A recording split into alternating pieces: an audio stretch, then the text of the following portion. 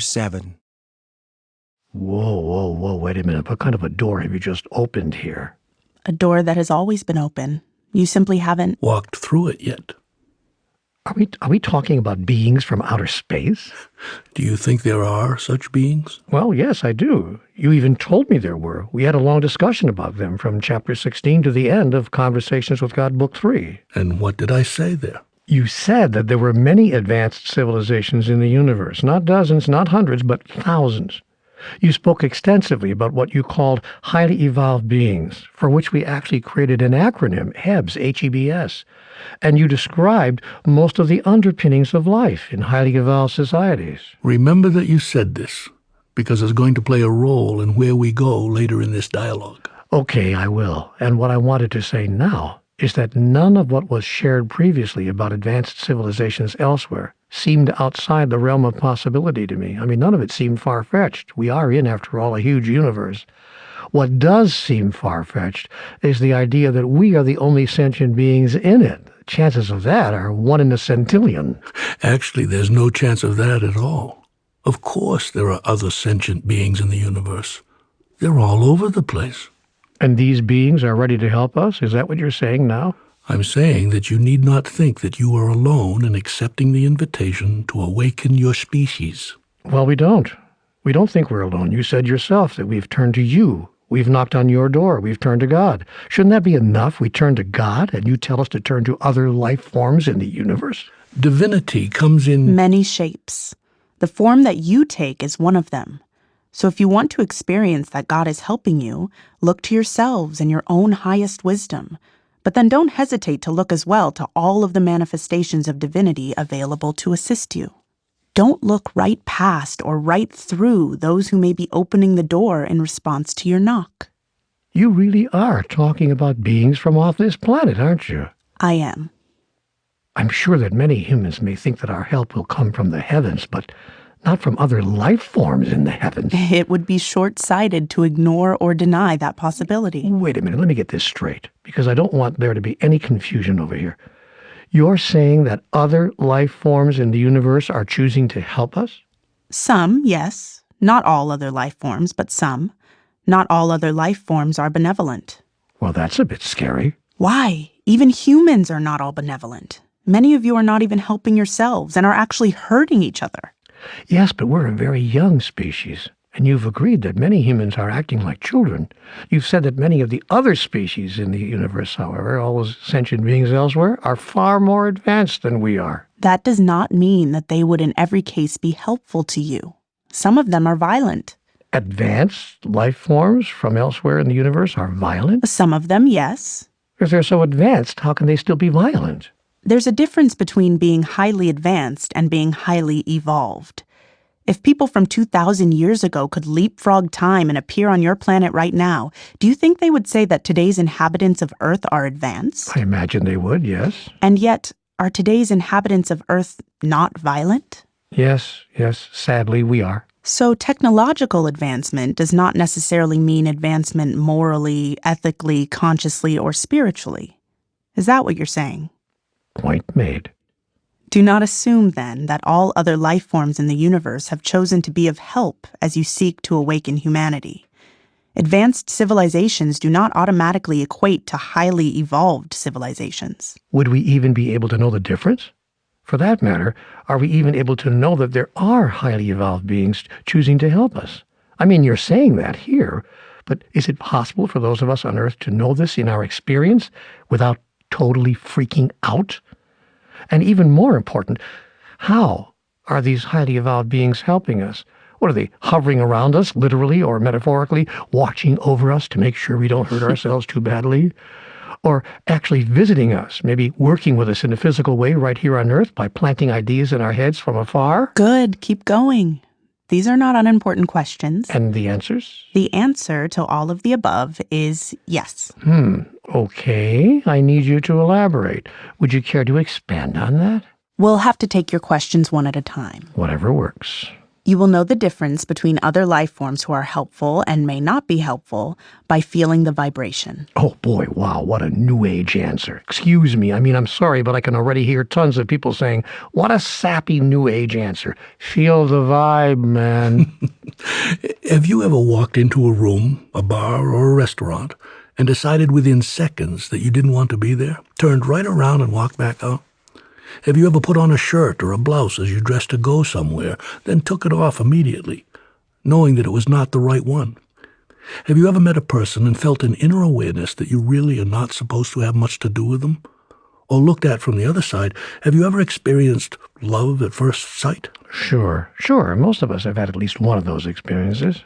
And did you think of them as sappy New Age experiences, or just part of life? Thanks. I got it. So if we can feel the vibration of restaurants, blouses, and people, we can feel the vibration of other life forms. And we would know immediately which ones feel good to us and helpful and which ones do not. Yes. If you're paying attention to what you're sensing, you'll be able to make sense of it all. People who don't use the powerful senses that are built into all human beings, what you might call your common sense, may get all mixed up, and in frustration they may call what they are experiencing nonsense. That's a very clever play on words, but it wasn't a play on words. It was the use of words quite accurately to get across an important message. It may not serve humanity to dismiss what's being said here out of hand. Okay, but how would we even know there are such highly evolved beings helping us? Don't worry, you'll know. You won't be able to miss it. You might call it something else, but you won't be able to miss it. But if we call it something else, we wouldn't know what it is. It's not necessary to know what something is in order to benefit from it. Have we already received such help? You said we won't be able to miss it. That puts it in the future tense. Are we just now starting to get this help? You were just now becoming more aware of it. But it's been there all along? For what humans would call a very long time, yes. So how helpful has it been if it's gotten us to this? Your species has actually come to this at exactly the perfect time and in the perfect way. You've reached this choice point and gained the ability to see it as exactly that, very quickly in cosmic terms, and the conditions and circumstances that you abnegate are, in fact, ideal, in that they are now sufficiently startling to make your future options unmistakably clear. So highly evolved beings have worked very fast, actually, and very efficiently, measured by the clock of the universe. Chapter 8. Okay, this is getting very interesting, and I have to say I totally get that highly evolved beings could be watching over us. There have been enough UFO sightings over these past years. These past years? You mean these past centuries? Okay, these past centuries. To make it, one would think, incontrovertible that we're being observed, but helped? Stopped from hurting ourselves? How is that done? Planting ideas in our heads from afar? Okay, I can maybe even accept that. I can even hold that as a possibility, but actually visiting us? We're getting into some pretty way out territory here. Talk about a play on words. Well, I didn't mean that deliberately any more than you did before, but I have to say, I never thought my conversation with God would carry me here. I never thought I'd be getting into this. Remember when you said we spent a significant portion of Conversations with God, Book 3, talking about highly evolved beings? Yes, but not about them choosing to help us. No, but about the fact that they exist, for sure. Hypothetical existence and here and now assistance, including visiting us, are two different things, if you don't mind my saying so. Two different things, dramatically different. Agreed. Embracing this possibility is all part of the third invitation. I thought the invitation was to awaken our species, not to be introduced to a new species. And are you now saying that to awaken the species, I have to embrace a belief that other life forms, I guess most people would not call them Hebs, as we referred to highly evolved beings in Book 3, but we just call them extraterrestrials. Are you saying that I have to embrace a belief that extraterrestrials... Yeah, let's just continue to call them highly evolved beings, or Hebs for short. Are you saying then that an awakened species is choosing to help us, is visiting us? You don't have to embrace anything. You can move forward with your mission to awaken your species without adopting any belief that another species exists, much less the idea that there are Hebs choosing to help those on Earth. But you just said embracing this is all part of the third invitation. It's part of the invitation. It's not required to accept the invitation. You want to unpack that for me? Well, let's go back to the front door analogy. If you knock on my door, and I open it and invite you in, and if I say, "How timely, I've just put on some hors d'oeuvres," that doesn't mean you may not accept the invitation unless you consume the specialty items on the tray. Got it. I can come to the party without having to swallow what may not be my cup of tea, to mix metaphors. You can indeed. I can accept the invitation to help awaken our species without having to believe that other species are choosing to help us or are visiting us. Yes. One decision does not hinge on the other. And that feels better. That feels like I've got a little more freedom here. Freedom is something you will always have. That's my promise to you. That's my eternal commitment. I know, and I thank you. You know, you said that over and over, and I've been accepting that as your greatest gift to us. So now let's just say that I'm at least willing to explore these ideas that you brought into our conversation. As a possibility, I mean. Let's just say I'm willing to explore them as a possibility. What I really want to get to now is how I can help in awakening our species, and what an awakened humanity would look like, and how it would create and experience life. I described that in detail, in great detail, in what you have called Book 3 of your conversation with me. Yes, I know you did, and I'd love to have a look at that again, though. I've already forgotten most of what was said there. It's amazing to me how we forget what would be really valuable for us to remember. Yes, that is part of the human experience for sure. But repetition can help that. So we are going to summarize much of that again here, as well as repeating a few salient points from several of our other past conversations. Okay, by me. I can use the brush up for sure. But right now I can't ignore the elephant in the room. I just can't pretend you didn't say what you just said right here. You didn't just say that Hebs exist in the universe. You said that they're choosing to offer to help us directly, and that they are even visiting us. As I observed earlier, those are two dramatically different pieces of information. We can explore both. The second exploration will serve the first. It would be beneficial for many facets of life to be explored by you during this wonderful moment in the evolution of your species, with nothing assumed and nothing eliminated from consideration. Always keep your mind open. In all things, always keep your mind open. Everything is possible, especially things you know nothing about. You wouldn't decide that something you know nothing about is impossible, would you? Many humans manage to do that, actually, much of the time. Yeah, but you and others like you have been different. You've kept an open mind. You're sitting here right now, engaged in what others would call, what many others would call, an impossibility, a delusion, even a blasphemy. You're having a conversation with God, and you're thinking nothing of it. Why should I? It was you who told me in prior conversations, speaking of our previous exchanges, to at least consider the possibility that there may be something I don't fully understand about life and about God, the understanding of which would change everything. So I've applied that to my experience. I'm very clear now that all of us are totally capable of accessing the highest source of wisdom within us, which I call God, when we need or wish to. We've all been doing it for years, since we were born. Every single person is having a conversation with God all the time. Many just don't know it, or they're calling it something else. That is at least my understanding, that's my observation, and that's my experience. So, you can accept that God is communicating with you, but you're not so sure about highly evolved beings helping you. Ah, good one. Good point. I guess the second idea seems just a little more science fiction-esque, if you please, than the first idea, so it's one step removed from something I can easily and non-hesitatingly accept. I mean, even organizations like religion, for instance, speak of revelations, moments of wonderful clarity, insights presumably coming from God.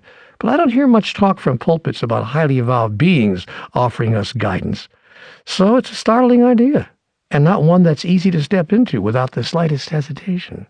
Yet you'll find this as well in that part of our previous dialogue and that you called Book 3. Really?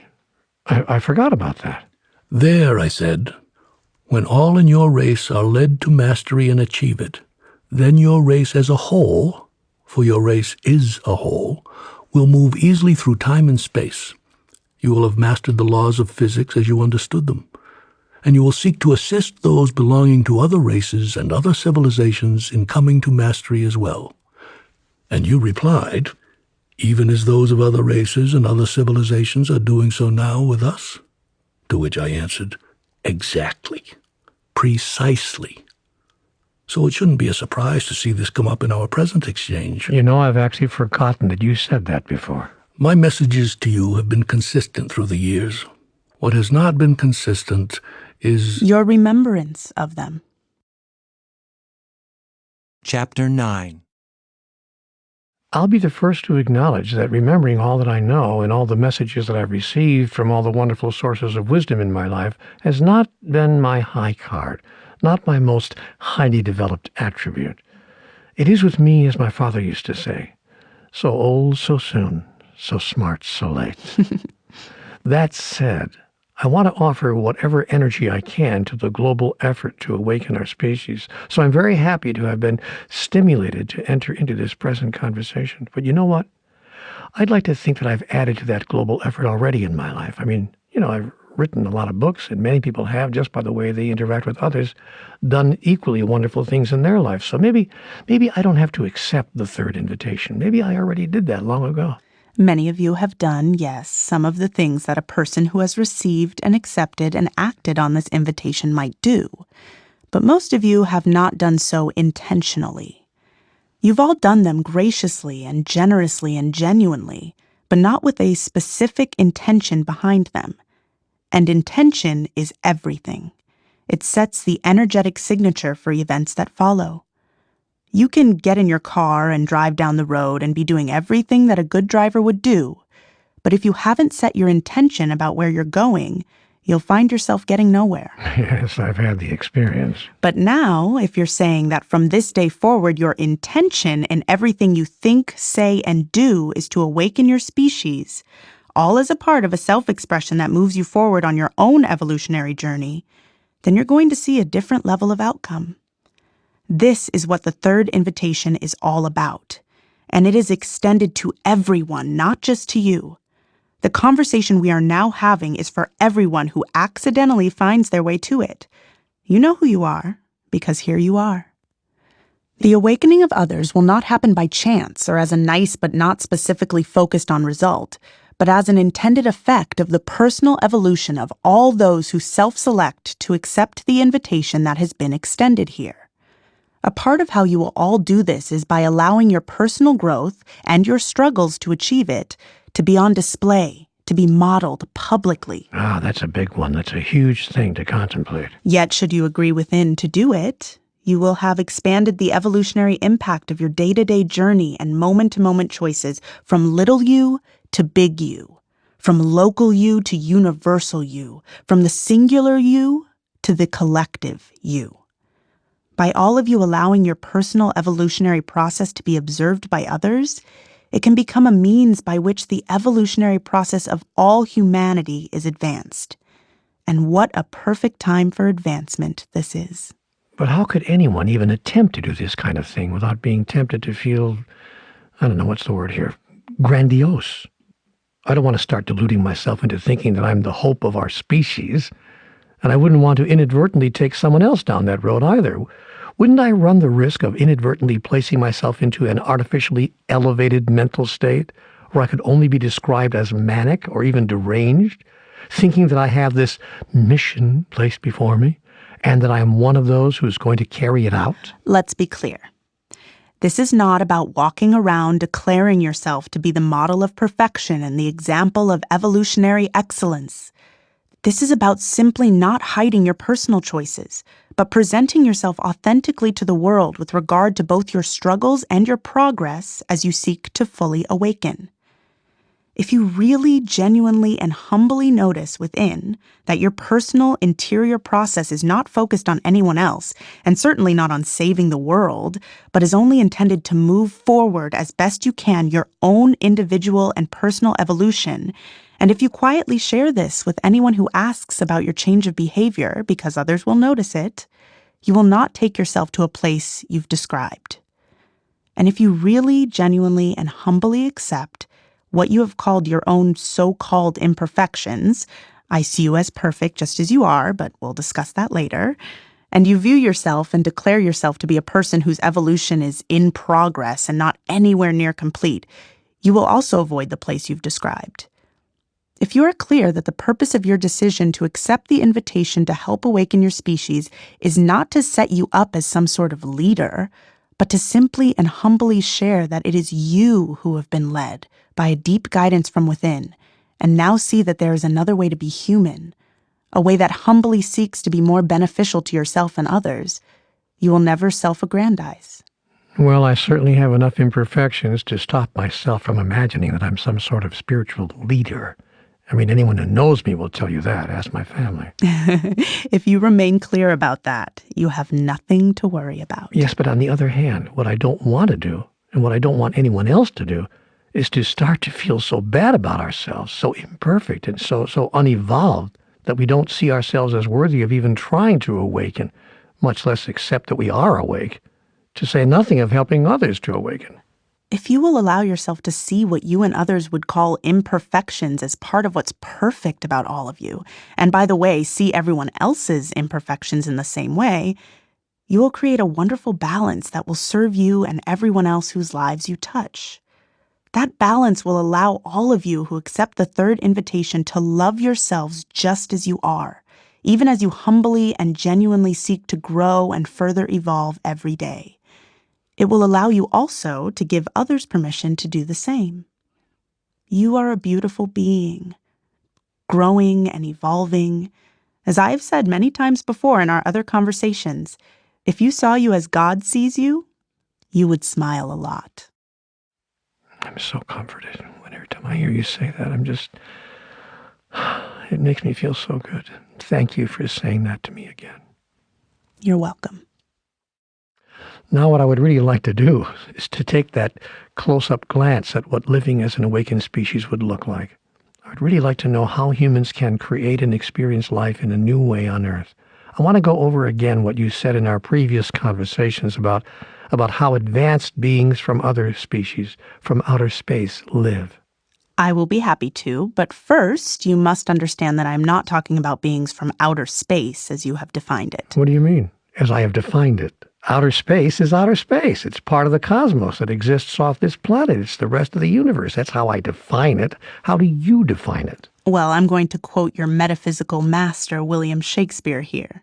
There are more things in heaven and earth, Horatio, than are dreamt of in your philosophy.